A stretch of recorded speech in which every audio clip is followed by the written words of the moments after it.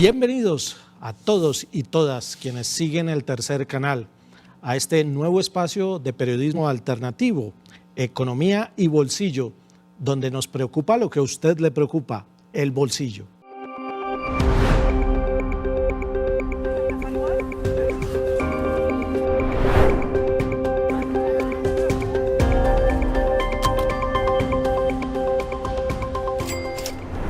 Hoy vamos a dar inicio a esta nueva aventura periodística con un tema que verdaderamente toca a todos los hogares colombianos y son los costos de los servicios públicos, en este caso los costos y el acceso a tres servicios fundamentales sin los cuales pues no podríamos subsistir, como son el agua potable, el alcantarillado y el aseo.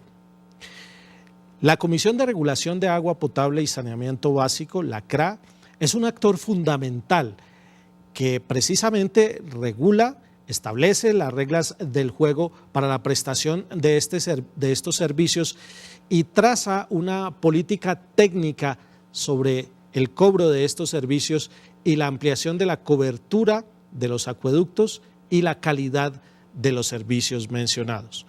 Por eso, en este espacio queremos contarles en primera instancia a través de esta nota periodística qué es la Comisión de Regulación de Agua Potable y Saneamiento Básico y cuáles son sus alcances y por qué es tan importante para el bolsillo de los colombianos y colombianas.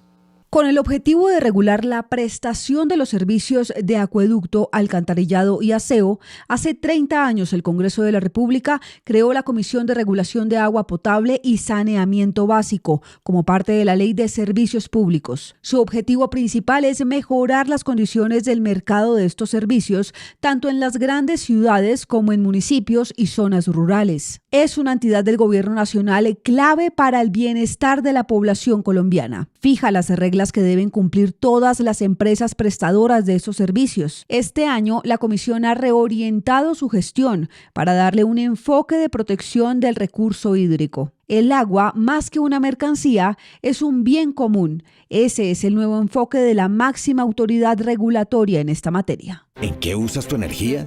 En Ecopetrol usamos nuestra energía para acelerar la transición energética. Por eso utilizaremos el hidrógeno verde para tener más recursos limpios y renovables. Somos energía que transforma a Colombia. Ecopetrol.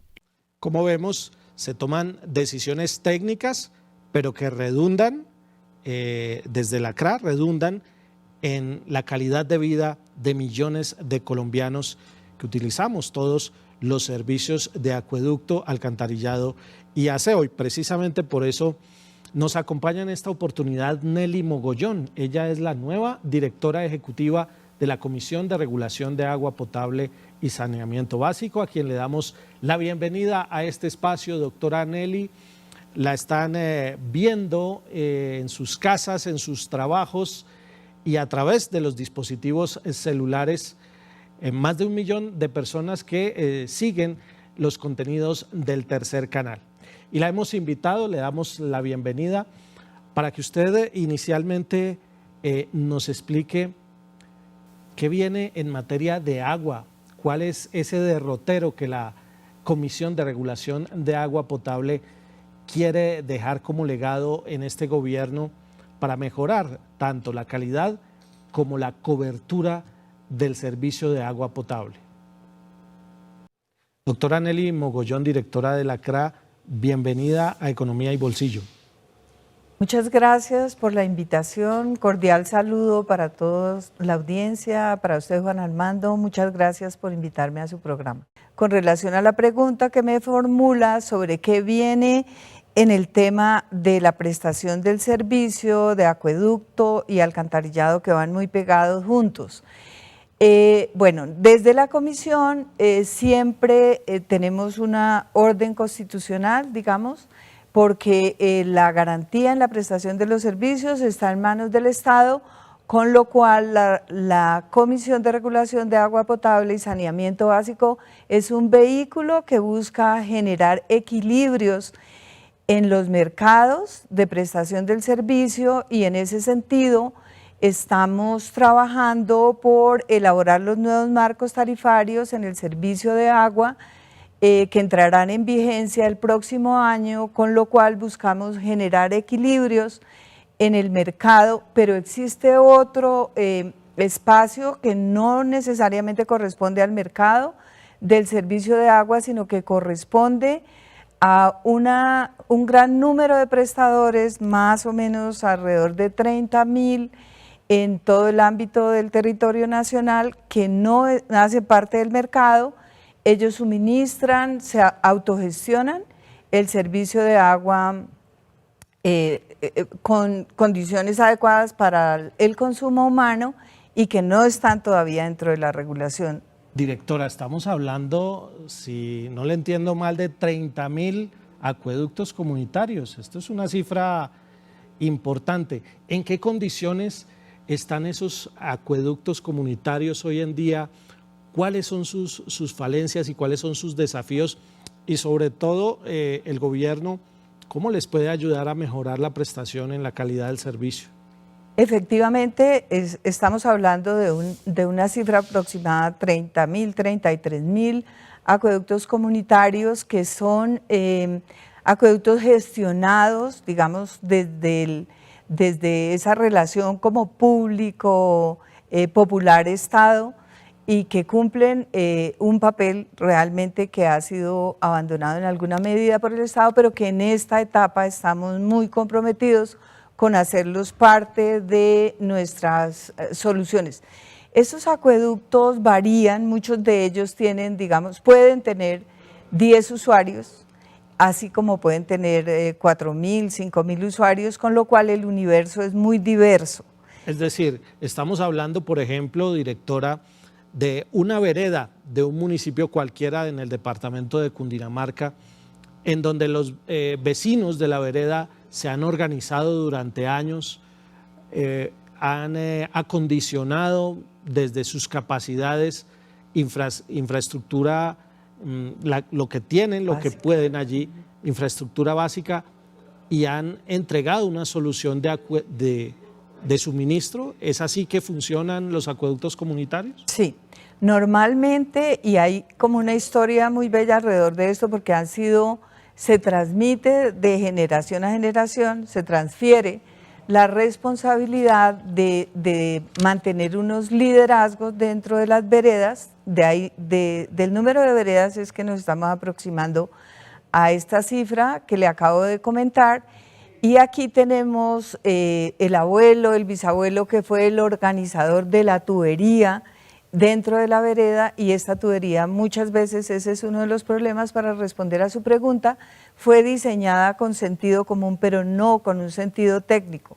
De ahí que muchos de los acueductos presentan dificultades enormes en su operación. En Boyacá, por ejemplo, tenemos acueductos que pueden recaudar 10 millones de pesos y la sola energía les cuesta 12 millones de pesos, con lo cual ellos están en déficit en sus presupuestos anuales, cubren con su propio trabajo voluntario parte de los costos y llevan a las viviendas agua en las posibilidades que tienen, no necesariamente potable. Ahí tenemos un reto muy grande.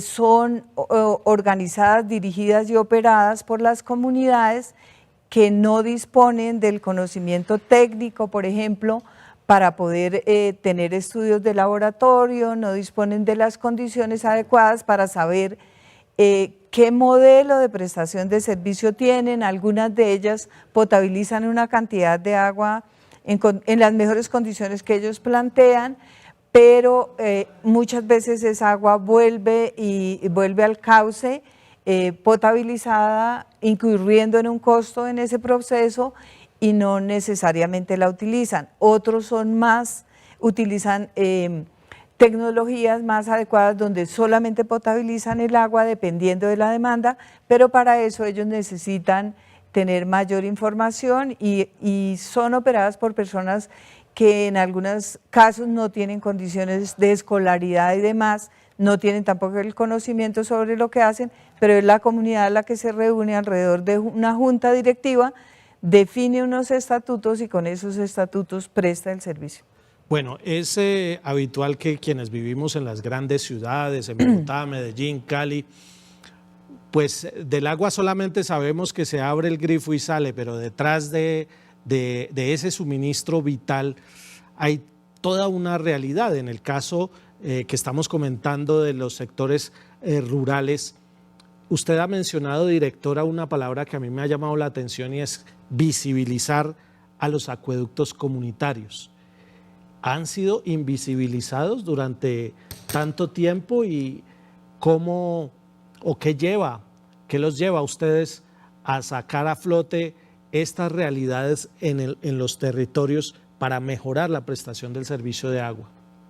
A ver, la prestación del servicio de agua en las grandes ciudades y en el mercado donde están los grandes jugadores en la prestación del servicio que lo operan en unas condiciones totalmente diferentes, el caso de Bogotá, Distrito Capital, que tiene 2.700.000 suscriptores, tiene una condición totalmente diferente porque tiene un flujo de caja que le permite trabajar por la calidad, cobertura y continuidad en la prestación de servicio. Y digamos, ese es un reto que ya está bastante bien trabajado por las empresas, grandes empresas, muchas de ellas públicas, pero en el caso de los acueductos comunitarios, sí, parte de nuestra labor es la visibilización, no solo en que se sepa que existen y que son ese número, sino en el sentido de cómo los vemos desde la regulación, cómo podemos trabajar eventualmente por una ley de ruralidad en la prestación de los servicios, pero mientras eso sucede y vamos construyendo esa posibilidad, en buscar unas condiciones que les den mayores capacidades en lo técnico, en lo financiero y en lo institucional. Muchas de ellas no van a evolucionar a ser empresas como tal porque no tienen esas condiciones.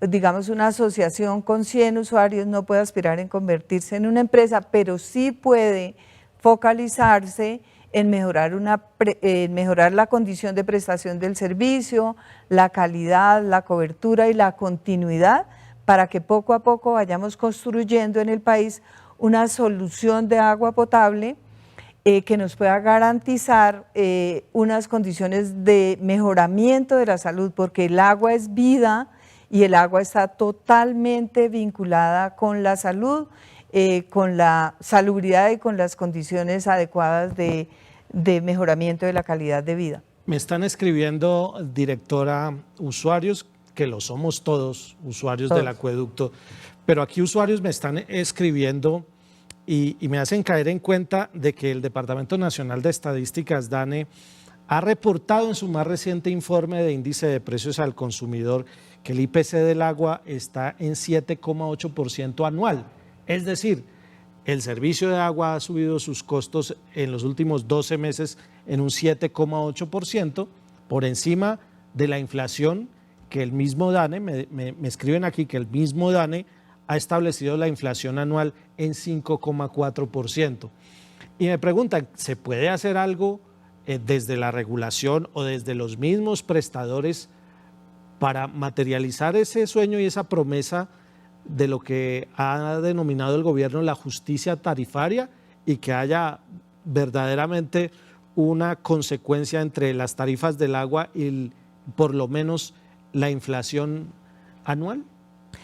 Desde la CRA estamos construyendo los nuevos marcos tarifarios hoy día con un enfoque de tarifas justas. ¿Y qué quiere decir tarifas justas? Que se cobre a los usuarios por el servicio que reciben. Efectivamente, nosotros desde la comisión buscamos garantizar con nuestras estructuras tarifarias, porque lo que hacemos son fórmulas matemáticas a través de las cuales se reflejan los componentes del servicio, tanto en lo administrativo como en lo operativo, como en la inversión. Esos son los factores que confluyen en la elaboración de la tarifa, y lo que estamos buscando es que cada uno de esos factores que están incorporados en la tarifa garanticen la sostenibilidad, pero que el precio que cobre el prestador sea un precio justo y que la información con la que se construye las tarifas sea por parte de los prestadores sea una información transparente para que podamos pensar, porque obviamente quien invierte un capital en la prestación de servicios públicos debe tener, como cualquier empresario, una rentabilidad justa. Con relación a la pregunta que usted me hace, en casos como en el caso de Bogotá, o en los municipios hay una entidad tarifaria local que puede ser o el municipio cuando se presta directamente o la empresa. En estos casos los prestadores toman la información básica de nuestra reglamentación y con base en ella definen el precio, definen la tarifa. La CRA no define tarifas, define marcos tarifarios. Ellos pueden incluir dentro de esa prestación del servicio los costos en los que incurren. Posiblemente, como hemos tenido una escasez por la crisis climática que estamos enfrentando, por la sequía y demás, a través de la cual hemos ido prestando los servicios durante este año, seguramente han incorporado factores para potabilización, como en el caso de Bogotá, utilizando otras fuentes hídricas diferente a Chingaza, y sabemos que eso tiene un costo adicional. Esa puede haber sido la condición que ha hecho que se eleven los precios, y en ese sentido es que el tema de acueducto no es solo de cuando abrimos la llave en la tubería hasta cuando la enviamos al proceso de saneamiento básico, sino que el agua es un fenómeno que va desde donde proviene, como en el caso de Colombia, que proviene del Amazonas y que proviene de otras fuentes, digamos, que nos permiten la lluvia y la acumulación de agua en Chingaza y demás, sino que va mucho más allá de esa estructura o de esa infraestructura. Por eso el cuidado del agua va más allá del acueducto. ¿En qué usas tu energía? En Ecopetrol usamos nuestra energía para mitigar el cambio climático y así lograr 0 emisiones netas de carbono en 2050. Un compromiso impulsado por la transición energética. Somos energía que transforma a Colombia. Ecopetrol. Manifiesto Biocultural por el Agua, un espacio que le abrió también la oportunidad a sectores que antes no eran escuchados en el diseño de las políticas de servicios públicos. Estamos hablando de comunidades indígenas, de la academia, por ejemplo, también. Directora de la Comisión de Regulación de Agua Potable, la entidad que lideró la elaboración de ese manifiesto, muy concretamente, ¿cuál es ese concepto que se quiere introducir de que el agua, más allá de ser una mercancía que se paga con un precio, es un bien común? ¿Eso qué significa? Y sobre todo para los usuarios. El manifiesto biocultural por el agua es un mandato realmente de las ciudadanías, diría yo, al país. Es un proyecto que nació de la articulación de la agenda del agua que hemos querido promover desde la Comisión en el ámbito internacional y que congregó una serie de actores. Más o menos unos 18 países participaron en ese evento PRECOP, en donde generamos un espacio de entendimiento, y ese es un poco el enfoque y el concepto que yo quiero impulsar desde la Comisión, y es la regulación inteligente, que consiste en acercarse a los usuarios, a los prestadores, a los suscriptores y demás, del servicio, para entender las dinámicas, los retos, las tecnologías y demás que nos permiten trabajar por el agua. Y en el enfoque que tuvimos allí fue un enfoque del agua como bien común. Esto es un concepto diferente al agua como una mercancía que nos permite retomar de la fuente del conocimiento ancestral y de muchas comunidades como los acueductos comunitarios, que tienen su propia tecnología, sus propias maneras de prestar el servicio, y incorporar todo ese conocimiento en la regulación, haciendo que la aplicabilidad de la regulación de estas fórmulas tenga un impacto, ¿verdad?, en el mejoramiento de la prestación de los servicios, el mejoramiento de la calidad de vida a los precios justos. Porque además de los precios justos, estamos viviendo una realidad, por lo menos aquí en la ciudad de Bogotá, la más importante y grande urbe del país, estamos padeciendo un racionamiento desde hace ya varios meses y vemos cómo los embalses todavía no se recuperan del todo. ¿Hay crisis hídrica realmente o es un mito como algunos lo plantean? Bueno, en este momento es un proceso y afortunadamente las lluvias nos han dado un poco de alivio porque las predicciones que teníamos hacia el mes de octubre eran mucho más críticas, pero la conclusión en todo este proceso es que nosotros estamos en una crisis climática y la crisis climática está completamente relacionada con la disponibilidad de agua en las fuentes, con lo cual nuestra recomendación a la audiencia, porque este es un compromiso individual de cada una de las personas que definen una forma de uso del agua, en el sentido que cuando abren el grifo, cuando abren la ducha, el hecho de cuánto tiempo y cuánta agua emplean en su consumo personal está totalmente vinculado con el consumo general y esa indisponibilidad de agua debido a la crisis climática nos compromete a todos. Si nosotros gastamos menos, tenemos un poco más de posibilidad de darle a otros la fuente que necesita para poder utilizarla.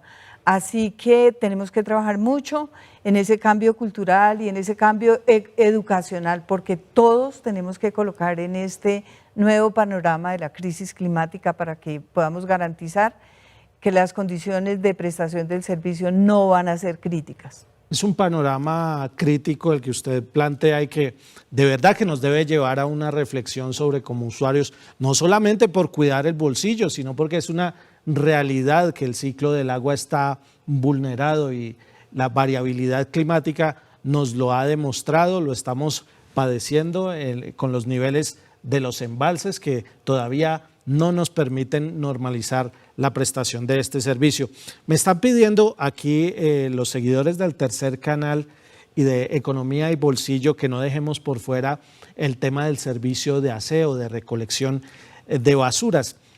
En algún ejercicio, directora, periodístico que se hizo en su momento, hace algunos años salía más barato enviar la basura por un servicio de correo como Servientrega o por mencionar cualquiera, mandarlo hasta el relleno sanitario que pagar el recibo que aparece en la factura del aseo.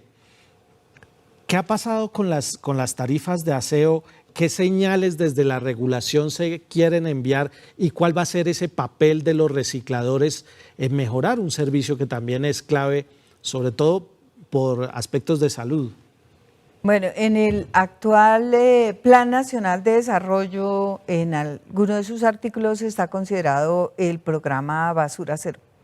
Sobre este programa nosotros ya hemos tenido una experiencia, o la tuvimos en Bogotá, que para muchos resulta un fracaso, pero que realmente fue un éxito, y fue crear una conciencia significativa en el Distrito Capital, y ahora queremos hacerlo en el país, en donde nosotros llevemos menos cantidad de residuos a los rellenos sanitarios, porque esto tiene un efecto también en esta crisis climática por efecto de los gases invernadero y demás, pero también porque debemos trabajar por construir una naturaleza en paz, que fue el mensaje de la COP16, donde nosotros como comisión tuvimos oportunidad de trabajar como uno de los equipos, digamos, más dinamizadores en el tema del agua, pero en el tema del aseo, que es otro de los servicios que nosotros regulamos, consideramos de vital importancia poder garantizar una prestación del servicio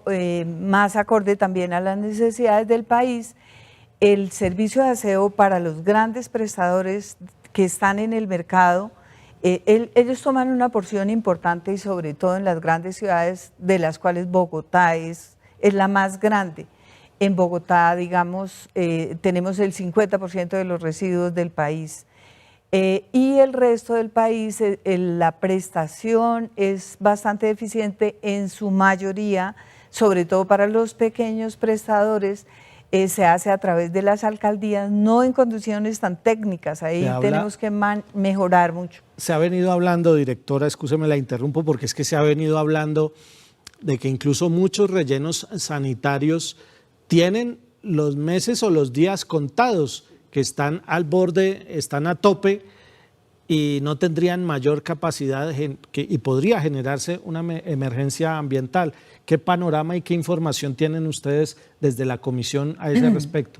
El panorama es crítico. En los 3 próximos años vamos a tener prácticamente a full varios de los sitios de disponibilidad final, y nosotros desde la comisión pues queremos impulsar y proponerle al país trabajar por un programa basura cero mucho más robusto. ¿Y qué significa esto? Que en lugar de que los residuos vayan a los rellenos, se tenga la conciencia de reusar, reutilizar y aprovechar ese componente, digamos, orgánico y no orgánico. Lo orgánico es casi 60% de la cantidad de residuos, y que podríamos convertirlos de nuevo en insumos en la industria, en la agricultura y otras, digamos, áreas de la economía, con lo cual lo que debe llegar a los rellenos debe ser una parte mínima de esa cantidad de residuos que producimos en el país. Impulsar la economía circular. Aquí me están planteando algunos seguidores que qué ha pasado con la economía circular, que no parece no calar en la conciencia de los colombianos. ¿Cuál es su percepción?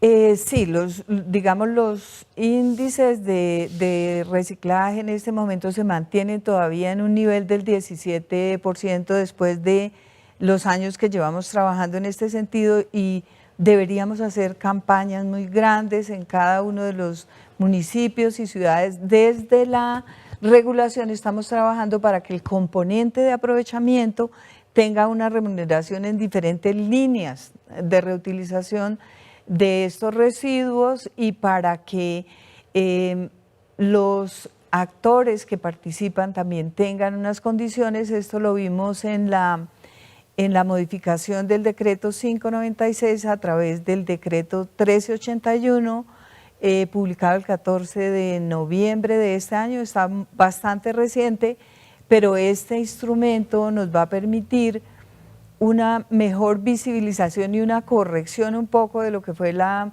modificación que se hizo en Bogotá, y que en este momento vuelve a retomar algunos elementos con los cuales los recicladores pueden tener nuevas posibilidades, y considero que desde el Estado, en la política pública sobre el tema, también debemos fortalecer sobre todo las infraestructuras para que haya un mejor equilibrio entre lo que son los grandes prestadores y los pequeños prestadores, que están en mercados diferentes pero que confluyen.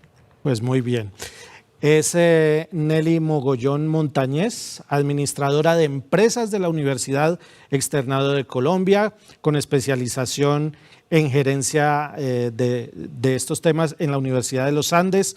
Tiene más de 25 años de experiencia en el campo de los servicios públicos y hoy está dirigiendo la Comisión de Regulación de Agua Potable y Saneamiento Básico, la CRA. Me envían los seguidores de Tercer Canal, doctora Nelly, muchas más preguntas relacionadas, por ejemplo, con la reforma a los servicios públicos, que entiendo sigue en construcción, pero pues eso nos dará para otro programa, y seguramente aquí estaremos. Bienvenida a este espacio de economía y bolsillo, donde realmente nos preocupa lo que les preocupa a los colombianos y colombianas, el bolsillo. Muchas gracias por esta charla tan amena, por explicarnos un poco cómo funciona todo ese engranaje de la prestación de los servicios públicos de agua, alcantarillado y aseo. Muchas gracias. Quisiera decirle a la audiencia que todos estos procesos que estamos trabajando van a ser publicados a través de espacios de participación, donde ustedes podrán conocer antes de que salgan las resoluciones.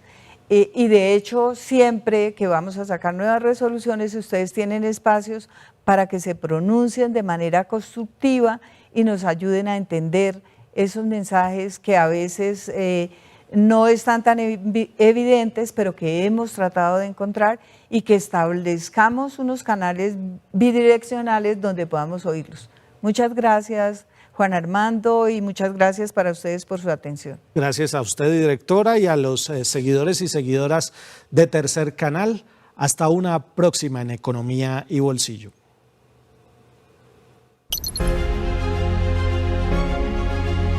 El compromiso que nosotros hicimos aquí en campaña es que la tierra entre la reserva indígena y la línea negra se compre y se le entrega a los indígenas.